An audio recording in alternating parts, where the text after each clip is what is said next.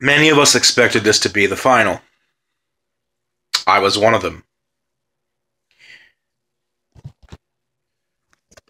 But Chile could not take care of business in their group, in a group that they should have topped, and now we're getting this as our final.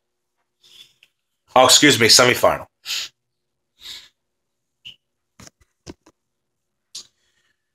I have a couple of questions.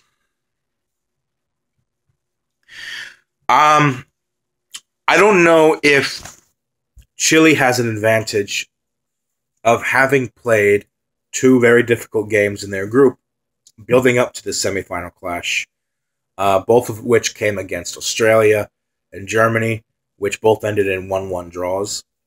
And I don't know if Portugal has a disadvantage of their last opponent having been the worst team in this tournament in New Zealand, and now they're going up against an opponent that matches them in quality, possibly the tournament favorite, at least before the tournament started. So they're going from New Zealand to playing Chile. That's a big jump. And Portugal defeated New Zealand. I don't want to say crushed because they did win 4-0, but it did take them 33 minutes to get on the score sheet. They beat New Zealand comfortably. Is Portugal ready for Chile? Or am I just reading in too much into the order in which matches are being played? Another question I have is Rafael Guerreiro fit for this game? I don't know if he's even going to start because I heard that he got an injury in Portugal's previous game against Russia, I think it was. I don't remember which one specifically, but if he doesn't start, it's a blow. It's a big blow to Portugal. A team that is as astute as they are in defense, being the best defensive team in this tournament, in my opinion, and possibly the best defensive team, national team in Europe. And then for Chile, I have a concern of,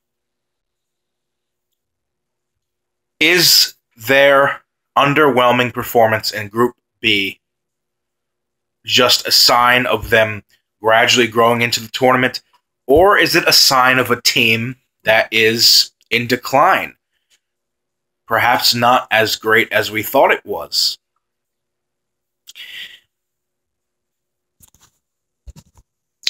And then going back to Portugal, another concern I have is what's going to happen if Chile manages to neutralize CR7?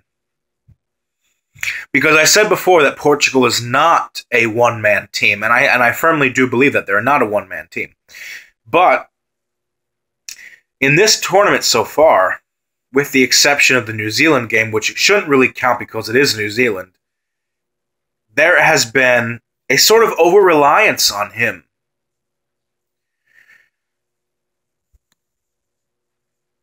And you say, wait a minute, he didn't even score in the Mexico match. Quaresma and Cedric, yes, but if you look at both goals, CR7 had an instrumental role to play in the build-up to those goals. And I think he even assisted one of them to Quaresma on the counterattack for Portugal's first goal.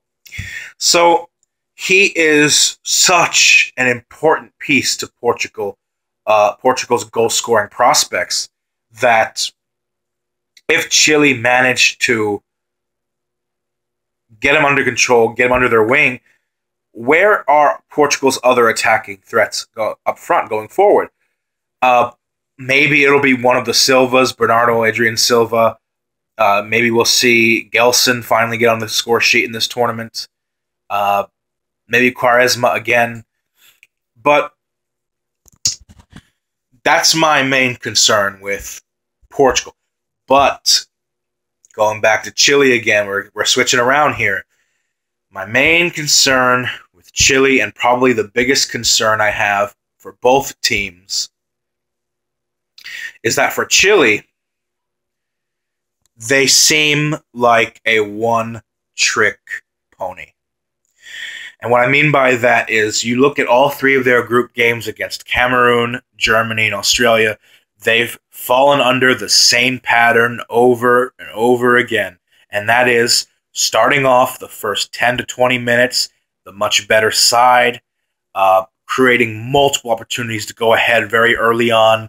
And then once their opening stage momentum dies down, they become a team that is very noticeably, easily frustrated, and don't look as dangerous as when they started their game.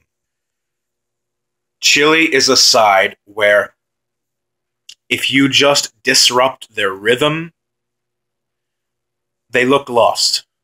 They look like shots in the dark. But they're also very dangerous because this is a team that only needs 1 or 2 shots on goal, clear cut, to take a lead or to come back into a match out of thin air. And we saw that against Australia because for a lot of the second half, Chile did not register very many shots on goal in the second half against Australia. They registered, I believe, only a couple. And one of those shots they registered ended up being an equalizer that saw them through to the semifinals. So this is a team that doesn't need very many chances to find the back of the net.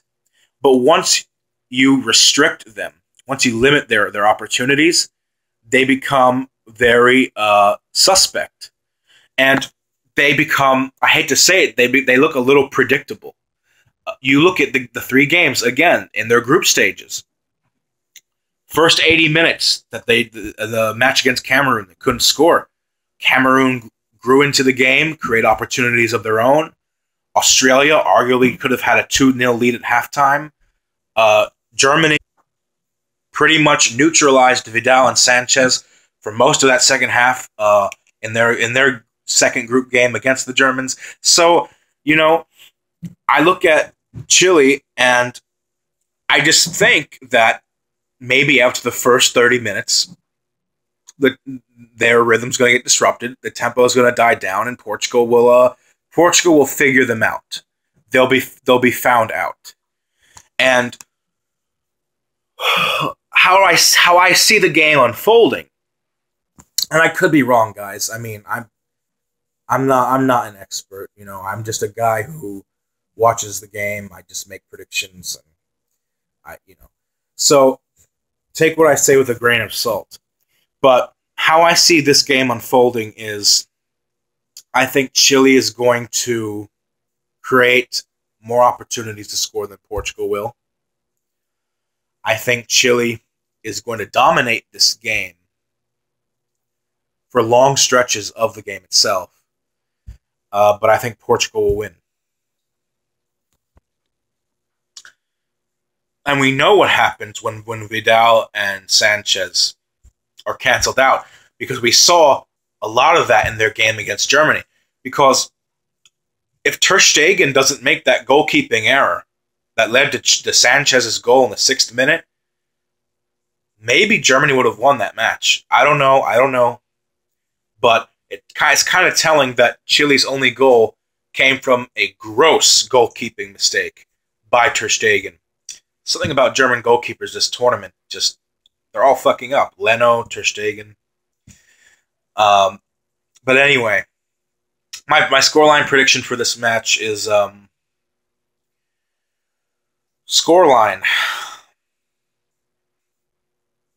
I could see this being a 1-0 Portugal. I could see this being 1-0 Portugal. I'm going to make it exciting. I'm going to go with 2-1. I think I'm going to say 2-1 Portugal. Yeah, in 90 minutes. I think Portugal will win this in 90 minutes. So that's my prediction. Leave a comment below, like, subscribe. What's your prediction? I'll see you guys in my next video. Peace.